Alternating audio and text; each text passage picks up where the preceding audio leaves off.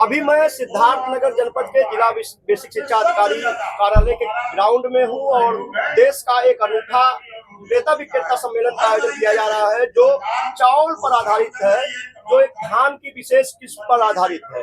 और मुझे लगता है भारत में धान की किस्मों पर बायर सेलर्स मीट का को लेकर पहली अपना अनूठे तरह का आयोजन है। इस साल यह दूसरा वर्ष है जब इसका सफल आयोजन किया जा रहा है, जो 8 और 9 नवंबर 2025 को सिद्धार्थनगर जिला मुख्यालय, जिसे पहले हम नौगढ़ के नाम से जानते थे, वहाँ बेसिक शिक्षा अधिकारी कार्यालय के ग्राउंड में किया जा रहा है। यहाँ पर काला नमक चावल की अगर बात करें तो 11 जनपद, बस्ती मंडल, गोरखपुर मंडल और देवीपाटन मंडल को मिलाकर के इसको जीआई टैग प्रदान किया गया है। विशेष भौगोलिक पहचान प्रदान की गई है, जिसमें अगर हम बस्ती मंडल की बात करें तो बस्ती, संत कबीरनगर, सिद्धार्थनगर, खासकर सिद्धार्थनगर से ही काला नमक की पहचान भी है। इसके अलावा देवीपाटन मंडल के 4 जनपद, जिसमें गोंडा, बहराइच, बलरामपुर, श्रावस्ती और गोरखपुर के 4 जनपद, जिसमें गोरखपुर, देवरिया, कुशीनगर और महाराजगंज शामिल है। इनको शामिल करके एक विशेष अधिकार किसानों को प्रदान किया गया है। लेकिन बीते कुछ सालों से जब से काला नमक की पहचान बढ़ी है देश दुनिया में, जो बाहर के आढ़ती थे वह किसानों से औने दाम पर काला नमक को क्रय करके ई कॉमर्स साइट पर इसको महंगे दामों पर बेच रहे थे, क्योंकि इसे बुद्ध का प्रसाद माना जाता है। ऐसे में बौद्धिस्ट देशों में भी इसकी ज्यादा डिमांड है। अभी मैं एक ऐसे अनूठे पहल से आपको रूबरू कराने जा रहा हूँ।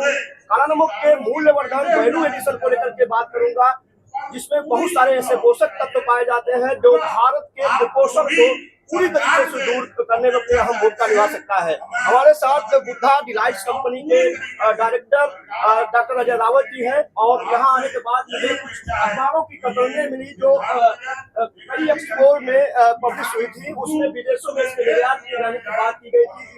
जो चावल से जो बने कुकीज है, बिस्किट है, उनके बारे में खबर पब्लिश की गई थी। तो अभी हम कैसे किसी ट्रेडिशनल चीज को, किसी ऐसे विशेष चीज को उसका वैल्यू एडिशन करके उसकी पहचान बना सकते हैं, उससे अधिक मूल्य मुनाफा कमा सकते हैं, जानेंगे डॉक्टर अजय रावत सर से।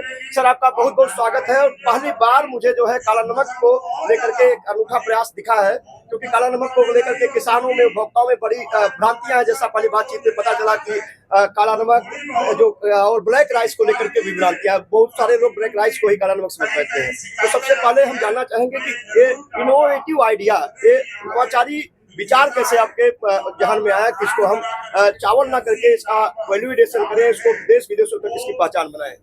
धन्यवाद सर, बहुत बहुत धन्यवाद। क्रेता विक्रेता सम्मेलन में आए हुए सभी अतिथियों का हम धन्यवाद और स्वागत करते हैं। ये प्रथम सम्मेलन के बाद जो द्वितीय सम्मेलन हुआ, उसमें जो है देश विदेशों से भी लोग आए हुए हैं। और काला नमक चावल, जैसा कि आप जानते हैं, सिद्धार्थनगर का जीआई भी है और इसका ग्लाइसेमिक इंडेक्स 49 to 52 होता है, इसलिए ये शुगर फ्री भी माना जाता है। तो अधिक से अधिक देशों का इस पर फोकस है। और यह 11 जिलों में जो हमारा काला नमक राइस है, तो लेकिन मुख्य रूप से सिद्धार्थनगर का ओडीओपी है। 1 डिस्ट्रिक्ट 1 प्रोडक्ट में सरकार ने भी इस पर काफी जो है वो करके इसमें सब्सिडी वगैरह सब कुछ और किसानों को उन्नत किस्म की बीज मुहैया कराई है। अब हम अगर इसकी वैल्यू एडिशनल की बात करें तो वैल्यू एडिशनल प्रोडक्ट है हमारे पास, जैसे काला नमक एरोमेटिक राइस में हम काला नमक एरोमेटिक राइस, चिया कुकीज, काला नमक एरोमेटिक राइस, आलमंड कुकीज, काला नमक एरोमेटिक राइस, कैची कुकीज, ये सब बनाते हैं। और इसमें हम शुगर फ्री कुकीज भी बनाते हैं, पूर्णतः जो शुगर फ्री होता है, क्योंकि काला नमक चावल का ग्लाइसेमिक इंडेक्स 49 to 52 होता है, इसलिए शुगर के पेशेंट के लिए भी हम इस पे काम करते हैं। और इसके अगर प्रोडक्ट की बात करें तो इसमें हम 0.31% जिंक मिलता है, 3% आयरन मिलता है, और अधिक इसे कह सकते हैं कि औषधीय चावल होने की वजह से इसकी गुणवत्ता बहुत अधिक होती है इसमें। जी जी। अभी पिछले 2 वर्षों से जैसे हम बासमती निर्यात बोर्ड को देख रहे हैं, अभी हाल ही में बिहार में मखाना को लेकर के निर्यात बोर्ड की स्थापना की गई है। सिद्धार्थनगर जनपद में भी काला नमक बोर्ड की स्थापना की गई है। बोर्ड को लेकर के कैसे आप देख रहे हैं कि इसकी जो विशेष पहचान है, विदेशों में जो उसकी विशेष पहचान है, और खासकर बौद्धिस्ट देशों में इसका कैसे वैल्यू एडिशन के जरिए इसको देखिए, ये 600 BC पुराना चावल है, गौतम बुद्ध की धरती का महाप्रसाद इसे हम मानते हैं, जैसा कि आप देख रहे होंगे कि महाप्रसाद है ये। तो बौद्धिस्ट तो इसे प्रसाद के रूप में लेते हैं, ना कि चावल के रूप में, और ये उनके लिए एक औषधि है, क्योंकि इसका मैंने पहले भी बताया कि इसकी गुणवत्ता अन्य चावल की अपेक्षा बहुत अधिक है, इसलिए इसकी इंटरनेशनल मार्केट में डिमांड बहुत अधिक है। आज के समय में क्रेता विक्रेता सम्मेलन पिछले वाले होने की वजह से, और ये क्रेता विक्रेता सम्मेलन में ये है कि किसानों के पास आज चावल नहीं है। क्यों? क्योंकि अधिक से अधिक सेल हो गया बाहर चावल। अच्छा सर, एक चीज और है, जैसा कि आपने कहा चावल नहीं है, बहुत सारे शॉपिंग मॉल्स में, बहुत सारे बड़ी दुकानों पर हम देखते हैं कि बल्क में काला नमक चावल के नाम पर किसानों उपभोक्ताओं को पैकेट्स बेचे जा रहे हैं, हाई मूल्य पर बेचे जा रहे हैं। तो कैसे किसान ये सुनिश्चित कर पाए, कैसे वो असली वाला काला नमक चावल है, चाहे हम देसी वैरायटी की बात करें या पूसा द्वारा जो पूसा नरेंद्र काला नमक केक है या दूसरी वैरायटियां हैं, उनको कैसे हम प्राप्त कर पाए? जिले ने अभी पूर्व राजा गणपति साहब डीएम साहब ने भी इसके लिए एक पहल की, जो छोटी ब्रीड है उस पर हम छोटी ब्रीड का टैग लगाएं, और जो बड़ी ब्रीड है, हमारी 2 ब्रीड है, उस पर बड़ी ब्रीड का लगाएं। छोटी का रेट अलग होता है क्योंकि इसकी पैदावार अधिक होती है, जो हमारी परंपरागत सीड है उसकी पैदावार जो है कम होती है, और इसकी गुणवत्ता थोड़ा सा अधिक होती है इसमें। कहा जाता है सर कि जो दिखता है वो बिकता है, तो आपने बहुत खूबसूरत सी पैकिंग बनाई है। किसी भी प्रोडक्ट के लिए उसकी ग्रेडिंग, उसकी पैकेजिंग, उसकी ब्रांडिंग कितना मायने रखती है? ये जैसे कि आप देख रहे हैं, तो ये एयर टाइट सिस्टम लगे हुए हैं, एयर लॉकिंग सिस्टम लगे हुए हैं। एक डिब्बा खोल के देना। एयर लॉकिंग सिस्टम लगे हुए हैं, और हम जानते हैं कि काला नमक की एरोमा उड़ती है। अगर इसका टेम्परेचर ऊपर जाता है तो इसकी एरोमा कम होती है। हम इसकी एरोमा को इसमें बरकरार रखने के लिए इसके प्रीमियम क्वालिटी के इसमें सिलिकॉन के हम वो लगा रखते हैं, ताकि इसकी क्वालिटी और इसकी गुणवत्ता और इसकी एरोमा बरकरार रहे, और अन्य कंट्री में जाने के लिए जो दिखता है, आपने कहा वो बिकता है, तो अन्य कंट्रियों में हमें अगर भेजना है, एक्सपोर्ट करना है, तो इसके लिए हमको जो है ये लगाना आवश्यक है। कहीं किसी दूसरे देश का आयातक अगर आपके प्रोडक्ट को बल्क में खरीदना चाहता है, तो किसी वेबसाइट के जरिए, किसी ईमेल के जरिए कैसे आप तक पहुंच सकता है? अभी मैंने जो है, जैसे कि आपने यूपी इंटरनेशनल शो में अभी हमारा वहाँ पर जो है कुछ कंट्रियों के साथ MOU साइन हुआ, जैसे युगांडा है, नेपाल है, फिलीपींस है, इन सब से टाई अप हुआ है, जो अगले माह से जाना यहाँ से प्रारंभ हो जाएगा, और कुछ कंट्री जैसे नेपाल ने लिया भी है।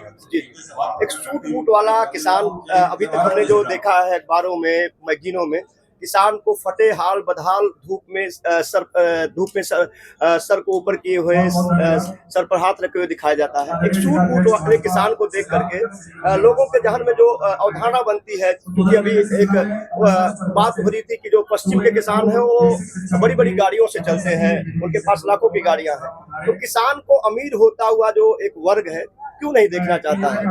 देखिए, किसान अब किसान नहीं रहा, वह एक जो उसमें चीजें थी, उसकी गुणवत्ता थी, वो अधिक। जैसे आपको नॉर्मल चावल 30 से 40 रुपए केजी मिलता है, लेकिन हमारा किसान आज 100 से 110 रुपए केजी चावल, तो हम तो सूट बूट में भी चलेंगे।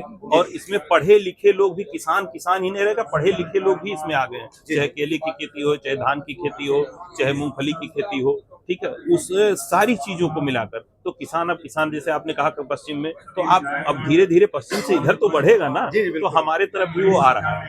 सर, चलते चलते आपके बैकग्राउंड में जानना चाहेंगे, क्योंकि हम बहुत सारी वीडियो कहानियां पढ़ते हैं कि लोग बड़ी बड़ी कंपनियों से, अमेरिका से या विदेशों की नौकरियां छोड़ करके अपने देश में ही करोड़ों का व्यवसाय कर रहे हैं। तो आपका बैकग्राउंड क्या रहा है और कैसे इसको आगे ले जा रहे हैं? देखिए, मेरे पिताजी एक शिक्षक थे, मेरी स्टोरी है, और मैं बाहर पढ़ा लिखा, लेकिन हमारी रुचि अपने जिले से, दिल से जुड़ी थी।